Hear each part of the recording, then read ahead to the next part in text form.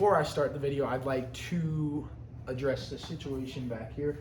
I'm a little disorganized. That's just how I keep my shop.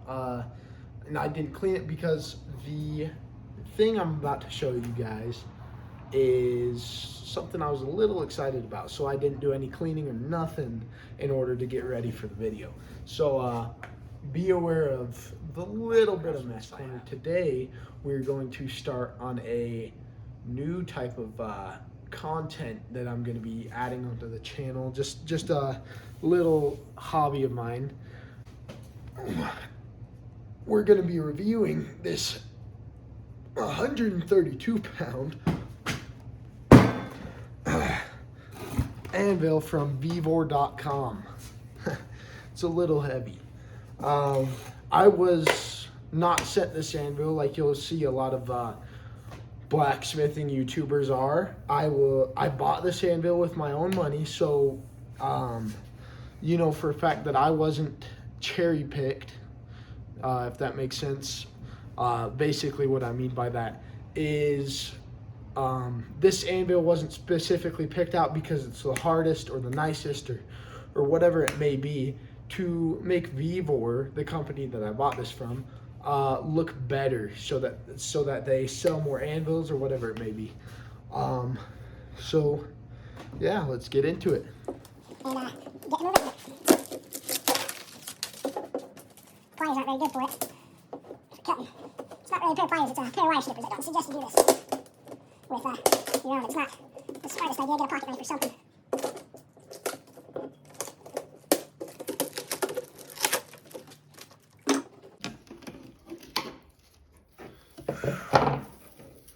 Now that is a big anvil.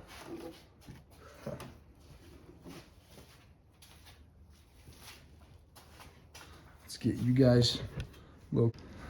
So to my knowledge, this is a 17-inch work surface, 5 inches wide, and I want to say it's a 6 or 7 inch horn. And it's a dual horn pattern, so a German pattern anvil. And yep. So there is going to need to be a little bit of work done to this anvil. If you've been looking into getting into blacksmithing, you know that most anvils come with pretty sharp corners. And there is one thing I just saw on this specific anvil that I'm a little worried about. And I'll show you guys that once I get it out of the box here.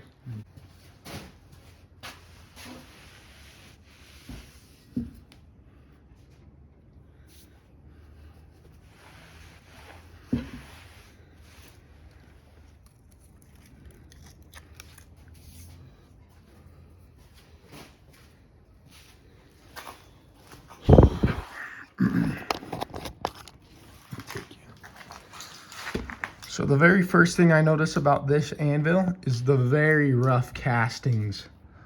I know, or I've heard that a lot of these anvils come with a sort of bondo on them. So work surface seems very nice looking, except I'm sure if you've been looking into these anvils, you've seen that the pritcher hole is in a weirder location. So typically it's sitting on the back of the anvil here, all the way through here. But here it's on the horn, and everything that I've seen, it looks like that's for casting. They might have a sprue or something in there in order to cast it well. And it also gives you access to this lower hole here, so you can bolt it onto whatever you're bolting it onto. And same for the hardy hole. Like I said, it's very rough. You can see this burr in the hardy hole and the sharp corners. So, and it's a little greasy. Yeah, there's this burr in the hardy hole, and you're gonna want to take a file or something to that and work that burr off, which I just did. So we're gonna go into a couple tests. So one of the tests I've seen for anvils in specific is you want to take some sort of file, and I'll get to the other side because I want you to see this, and kind of, graze it across the the edge of the anvil so you can see how hard it is.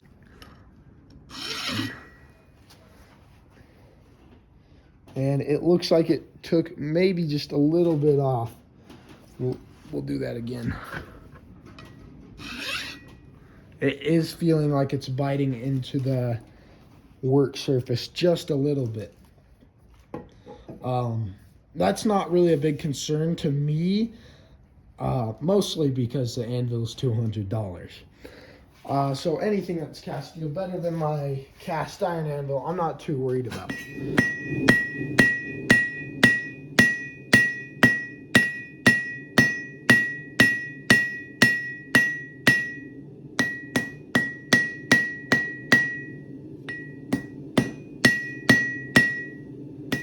Hands.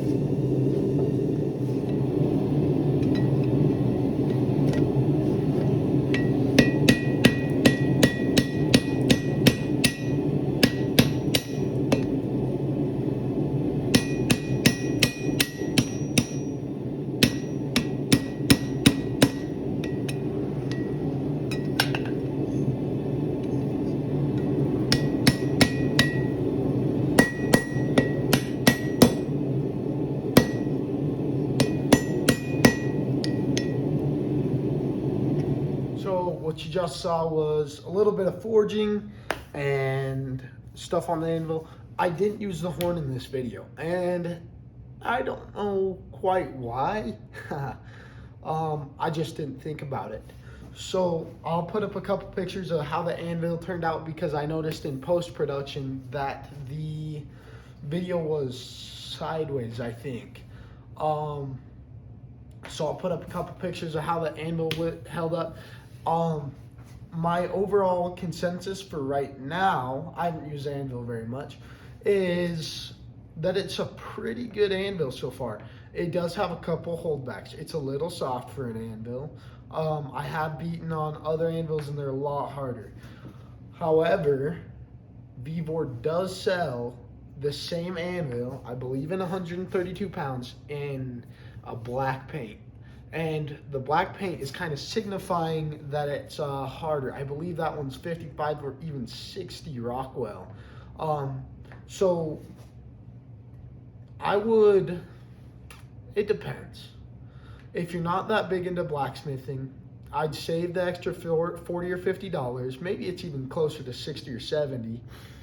And buy this anvil that I just reviewed. But if you're looking into becoming a serious blacksmith, but you're short on money, so you can only spend, $200 or $300 for an anvil, then I would spend a little bit more money, save up for a little bit more time, and buy the harder anvil. And that's just because it'll hold up better, and you'll be able to use it for longer. So most people that are looking into blacksmithing or watching videos about blacksmithing are going to be beginners in the skill, and so am I. So I'm going to be doing a lot of videos about how to make knives with hand tools, and that means just files, just the anvil, hammer, whatever it is. And I'm going to do some basic blacksmithing things for beginners, because I'm a beginner. I need to hone my skills and develop that hammer control and understand how the metal moves, and many other things like that. So please, if you enjoyed this video, consider subscribing. I'm going to be doing a lot of blacksmithing content, and on top of that, I'm a woodworker, and I like working on motors and a lot of things. So I'm not just a blacksmith. As you can see, I have a moped, motorcycle, whatever you may call it, behind me that I've been working on. No, I didn't record it, but I'm gonna be doing a lot of stuff like that in the future. So please, if you enjoyed the video, please consider subscribing. Thank you for watching, and we'll see you next time.